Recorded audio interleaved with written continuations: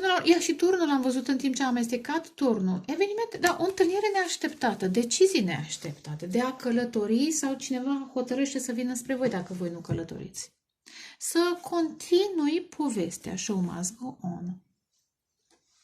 Deci urmează să vă întâlniți cu cineva. Poate va fi o discuție online, cineva lasă toate responsabilitățile și stați de vorbă, da? Față în față, voice, video call, pentru unii. Dar eu cred că e totuși posibil să vă întâlniți față în față, adică chiar într-un spațiu locuibil, în ce sens? Da, ați înțeles, în casa voastră, în casa lor, într-un hotel.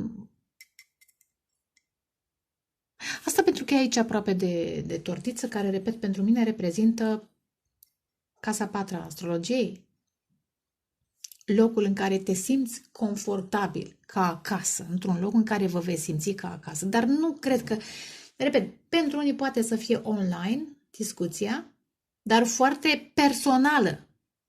Nu așa că dați like-uri și comentarii, nu, foarte personală, doar între voi doi. Și iar, apropo de portretul ăsta, simt că ceea ce ați visat, ați gândit, da? De mult timp urmează să se manifeste, să se întrupeze. Să se întrupeze. Că aici facem diferența între virtual și întrupare, da? Veți vedea cu ochii voștri cum o anumită persoană dorită, visată, anticipată, simțită, da? Va intra în spațiul vostru sacru, mai exact. Și apoi, aici vreau să ajung, da? Deci distanță. Și apoi, fața asta e foarte luminoasă. Simt că, iar și aici e un spațiu, o călătorie. Va fi un moment frumos. Dar apoi veți continua discuția într-o altă călătorie. De ca și când, ok, v-ați întâlnit, stați de vorbă și haideți să ne întâlnim într-un alt spațiu, da? Continuați călătoria, vedeți, e alt drum cu diferite chestii, da? Și intrați într-un alt spațiu, de vibrație înaltă. Pe de o parte, poate să fie o discuție în care călătoriți în spațiul vostru sacru, în inima voastră împreună. Adică discutați despre lucruri care vă sunt foarte dragi, intime, și vă eliberați de o greutate, vă conectați interesant. Ia uite, vedeți, două persoane, de fiecare dată, cu fiecare comunicare, vă conectați mai, interesant ce simt, vă conectați și mai profund unul la celălalt. Aici ar fi, să zic, inima voastră.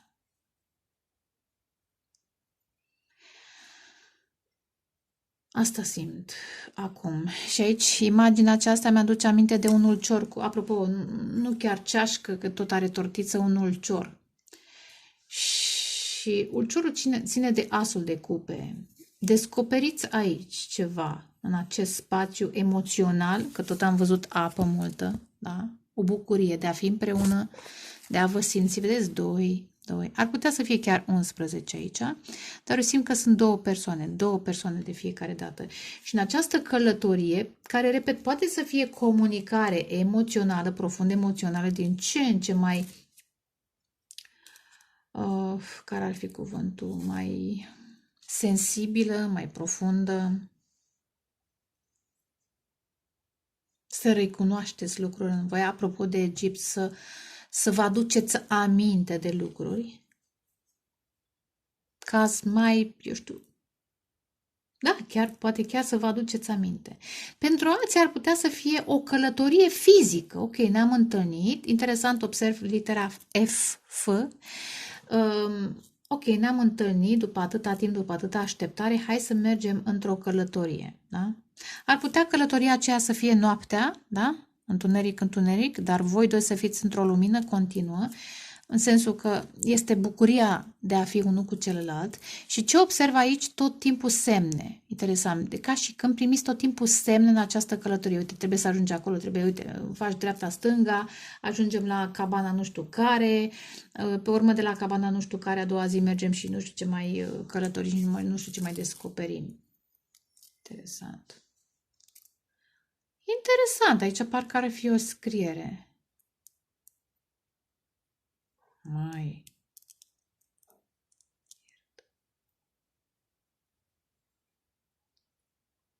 Third, are you crazy?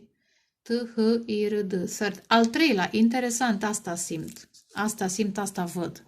Fără comentarii, fiecare vede ce vrea în plus, dar e al treilea asta aud. Al treilea. Ce-o fi al treilea?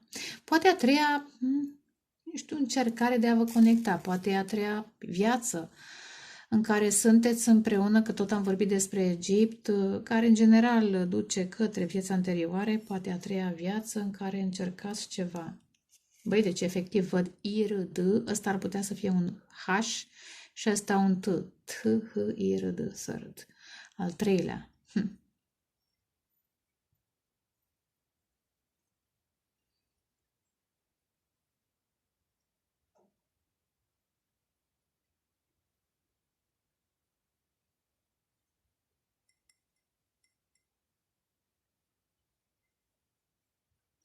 Și în acest spațiu în care urmează să mergeți împreună, poate va fi, repet, programați apropo de 3 de bâte împreună, peste o săptămână, peste o lună, peste eu știu cât timp și de la această întâlnire iar veți descoperi alte spații, dar nu doar fizice, cât și mentale, emoționale. Simt aici ca o față jumate în umbră, jumate în lumină, ca și când cineva își descoperă umbrele și luminile. Poate unul era doar în întuneric și descoperă lumina. Unul considera că a făcut suficientă curățenie și încă mai are de descoperit niște umbre, niște amintiri care trebuiau accesate. Interesant, e un spațiu foarte emoțional, ca și când ar fi o traumă în inimă care trebuie rezolvată.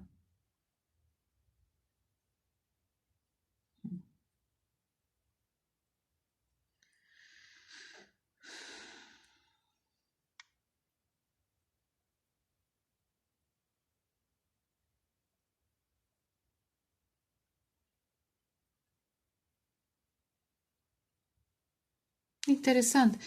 Până la urmă, hai să și zic, da?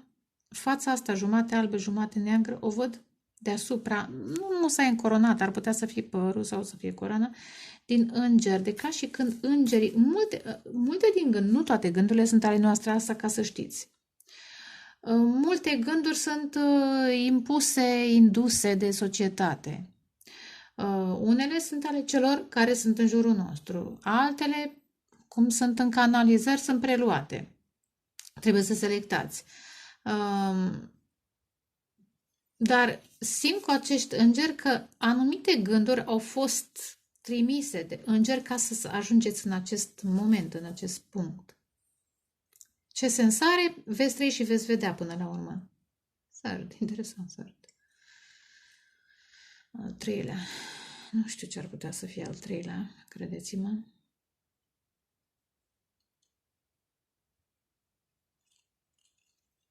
Și vedeți, da, după această călătorie intimă, care, repet, pentru unii nu e doar verbală, emoțională, cât și practică, iar ieșiți la liman. Iar le ieșiți la liman. Dar transformați. Poate voi să aveți multe bagaje, vă întâlniți cu cineva, intrați, da, cum am spus mai devreme, și pe urmă gata. Învățați să lăsați totul în urmă și, bine, totul, cât mai multe, da? Și să păstrați ce este important pentru voi și deveniți o altă persoană. Interesant, da? Ar putea pentru unul, cel puțin, dar eu cred pentru amândoi, această întâlnire, această comunicare și această posibilă călătorie să fie transformativă. Să vă transformați. Dar mai ales unul care încă acum își descoperă iar aspecte care țin de lumină și umbră.